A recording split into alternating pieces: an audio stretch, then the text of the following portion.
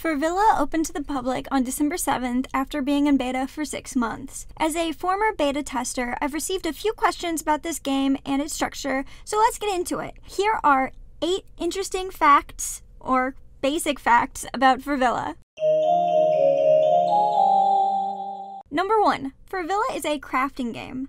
I consider the bulk of gameplay to be around item acquisition and management with a functional economy. Each FurVilla villager can have a different career that lets them either collect items or turn items into new items. You can change these careers as often as you like. Careers have varying levels of involvement of other careers. For instance, the alchemist career depends on materials from the explorer, herbalist, and crafter careers. Number 2. The different species of villagers are drawn in anthropomorphic style, otherwise known as anthro or furry, to appeal to the online furry community. Anthropomorphism is when you give a non-human object human-like qualities. In this instance, drawing animals as standing upright and emoting in human ways. You may be familiar with this style if you've followed any Neopets plots or saw the movies Utopia or played Animal Crossing. Until December 21st, 2016, FurVilla is running a referral contest, which is fun fact number 3.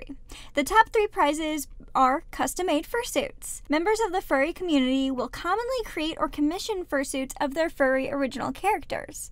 FurVilla is marketing directly to this demographic. If you've seen a lot of mentions of FurVilla recently and the deadline has not yet passed, this contest is probably why. I do not feel passionately about fursuits, so I'm not pushing hard to win this competition. But if you are interested in joining FurVilla, my referral code is in the video description. Number 4. FurVilla allows users to upload their own digital art of their villagers instead of the official site art. These redraws are called painties and cost $250 FurDollars, or about $2.50 to submit. There are thorough rules about these painties that include not changing the species of the villager. Number 5. If you'd like to upload a painting that does not closely follow the species of FurVilla's official site art, there is a species called the shifty that has different rules. A shifty cannot be a human or an inanimate object. All paintings can have some human features, but too many in the submission will be rejected. Number 6. Beta users received trophies and prizes for beta testing that corresponded with how much advantages they would retain after beta ended. I gave up everything because I didn't really get that far in the game anyways. Number 7. The mod team passed a rule that beta testers were unable to publish screenshots of forum discussions or content after beta concluded at risk of losing their account. Later edits to this rule clarified that it was to mitigate drama, not censorship of dissent. Speaking of dissent, highlight number 8 is that in October, a news update was released including the comment, "While we understand your concern, we feel that your goals and ours are unfortunately not aligning." The moderators withstood a bit of backlash when changing the structure of gameplay prior to game launch. Many comments on this news post pointed out, according to the posters, this is not how you make a game. Besides those 8 highlights, this game is a pretty standard browser-based pet simulator. However, you don't really feed or interact with your villagers, but instead you lead them through their careers. I think this game is great for people who passionately care for their furry original characters and enjoy role-playing with those characters. The gameplay is pretty repetitive and could get boring quickly if you don't have any sort of bond with your characters. I grew up role-playing my Anthro Neopets and would have loved having this game to validate and showcase my characters. Also, there was a limited community supporting Anthro characters on Neopets, so having an entire website is pretty neat. As a game, FurVilla falls pretty flat. It's not that challenging and it's repetitive, but as a social network and catalog of furry characters, it functions quite well. Now that I did a little bit of overview, let's dive into FurVilla and look at some of the features and how the gameplay really works. There is a daily login bonus, like many other modern games. So right now I'm working toward my 7-day streak, and all of my villagers, the majority of them at least, are explorers. So we're just gonna explore and try to find some object, because that's really important. I wish there was a page where you could access all of their careers really easily. Yeah, basically the exploring feature is an item acquisition feature. It's like gathering, Flight Rising has this, So you basically just click the button and it generates some items for you, and then the different careers can take those items and do other stuff with it. The reason why I have so many explorers is because I took a huge hiatus from this game, and during that time a lot of my houses broke down, and in order to rebuild houses or repair houses you need a lot of marble slabs. It's the building object, frankly, and I don't have any, so I have a whole bunch of explorers now trucking down these items. And yeah, so there we go. That was all for that one. I think I have 2 more, and so this is Calamity, I believe, that has the beautiful art. Yeah, Calamity has this amazing painty art, absolutely beautiful, by Death Fade.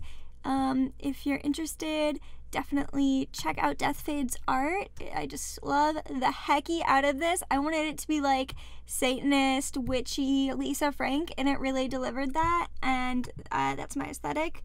Passionately my aesthetic. Okay, so let's just do some more explorations. This game isn't, frankly, it's not that exciting.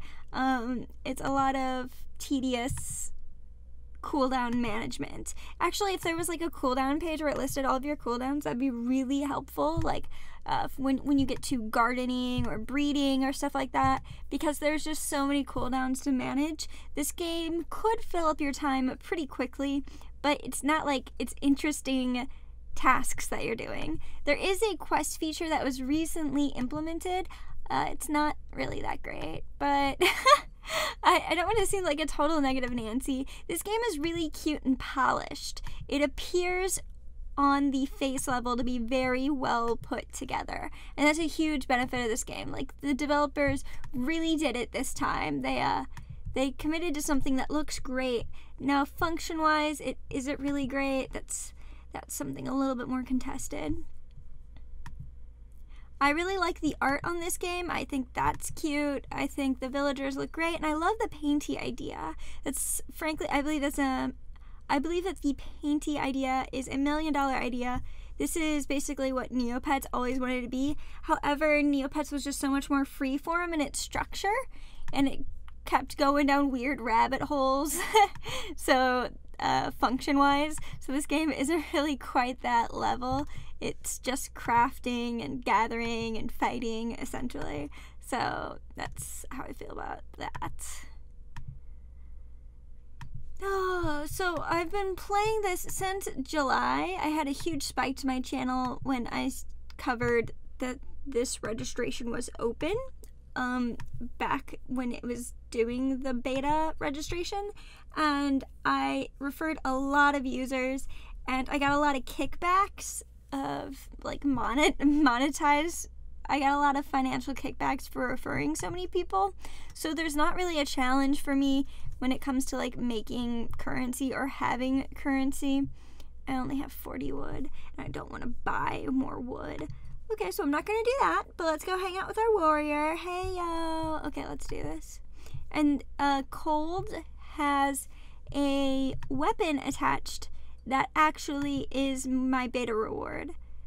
I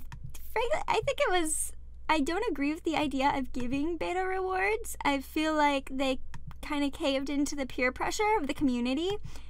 But I also think that FurVilla, the way they handled their beta was really unpracticed. I believe that there were much better ways to handle a beta without giving into the demands of the community that possibly did not understand what was going on.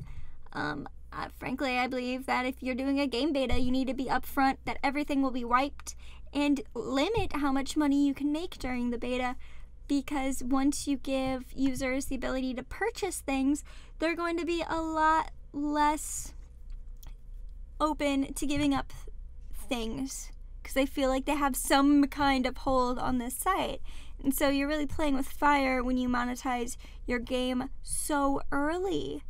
And yeah, but what do I know? I've never released a game before. That's my 2 cents about that. I mean, I think that the admins have done some great things with the navigation since starting. I mean, it used to be a whole lot less. And it's pretty good now. I'm a fan.